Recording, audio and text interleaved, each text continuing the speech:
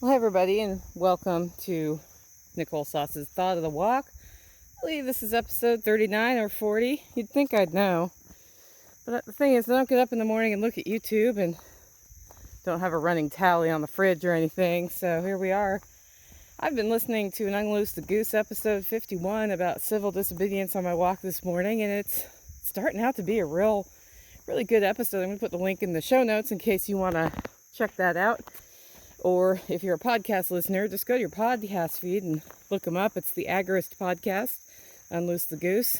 And they're having a pretty good talk about peaceful civil disobedience and sort of the whens and the hows and the what will happens of it all, which is nice because a lot of people don't talk about it that way. They just want you to thoughtlessly go take action. And a lot of times when civil disobedience is being discussed, people mean disobedience violently, and they're looking to incite you towards violent disobedience, and kind of two different things, I guess.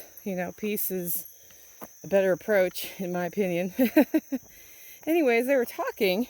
I got to thinking about propaganda. I don't watch the news most of the time, and I exist in my life and I go places and I do things.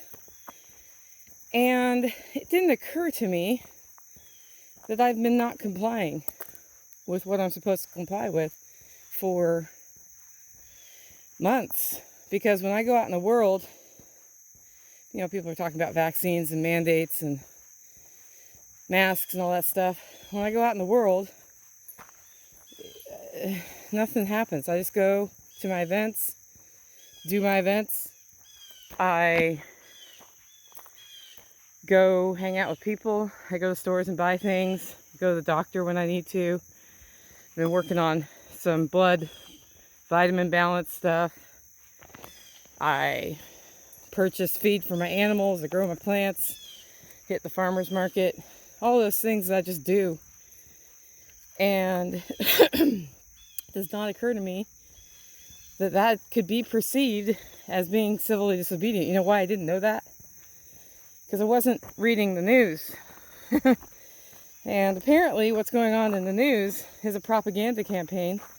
They're describing the world, both sides by the way, the right and the left, are describing a world that is at war. And they're describing a world that is dystopian and locked down. And you know what? I was in Nashville, Tennessee yesterday, and I saw some evidence of that. I saw people, like single person driving in car in mask. That person's afraid, right? That person's really afraid. I haven't actually seen that yet.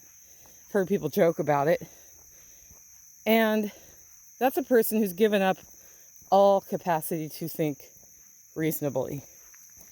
All capacity. Like what's going to happen in the car that is protecting you from it? Or who are you protecting if that's the track you take, right? And then so last night I looked at the news and I realized that apparently people are dying in the streets, and the unvaccinated are at fault.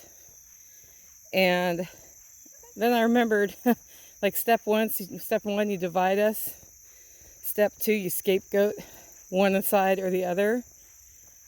Okay, what's step three? Step three is not very pleasant. Step three is starting to happen. It's starting to happen, and we are divided not by right or left at this point.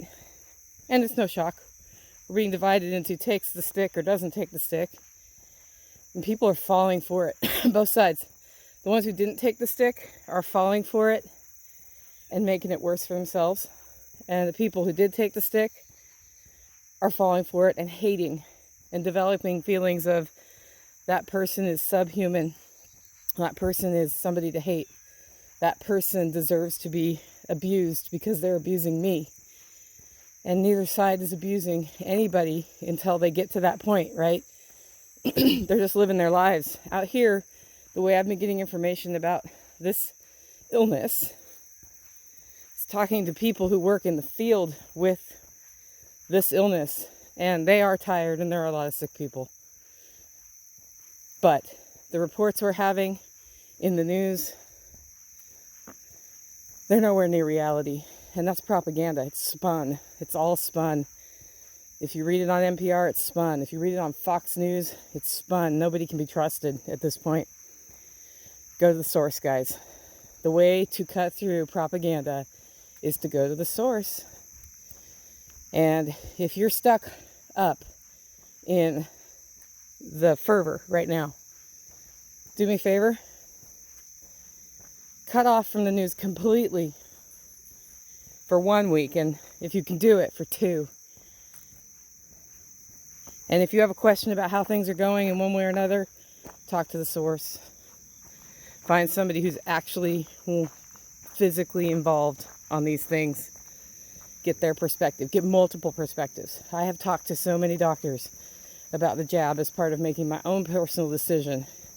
And I've heard all perspectives, by the way. Maybe not all, but a lot. And that's part of how I've been able to weigh what I want to do personally. I have talked to doctors about caseloads in multiple states, including states where they're saying the world is ending. Guys, you need to talk to the source. The propaganda machine has been out of control before this happened. They just hid it really well because they weren't, ratcheted up to a fervor. Let's go home. Go home. And the only way you navigate this is see through that. Because if you don't see through that, you're making it worse. If you don't see through it, you'll make decisions based on an unrealistic reality that's not there. And then stuff melts down, and that's not good. Something to think about as you go into the weekend. We're going to be helping Melissa out this weekend get her double wide back up on its foundation because it was blown off its foundation by the flood in Waverly. And a whole bunch of people from the LFDN network and other networks are going up there, and they are going to jack that puppy up and rebuild the foundation under it. And once that's rebuilt, she can go inside and start, getting ready to figure out what needs to be gutted. We've got people coming who are prepared to gut it. And once they've gutted it, it can dry out, reduce the chance that mold's going to happen. And, that's all good. That's what happens after a flood, by the way. Lots of mold. Lots and lots of mold. That's what happens. So I'm really touched that the network has been able to do that. And that's what a real community does, by the way. They put their heads together and their arms together and help. I'll be home taking care of the animals while the 2 men out here are doing the construction stuff. And I'm going to see if she needs some coffee this morning. Maybe send some hollow roast and an urn out there if she has power. But that sort of activity is the news you should be involved with, not the propaganda machine. Make it a great week.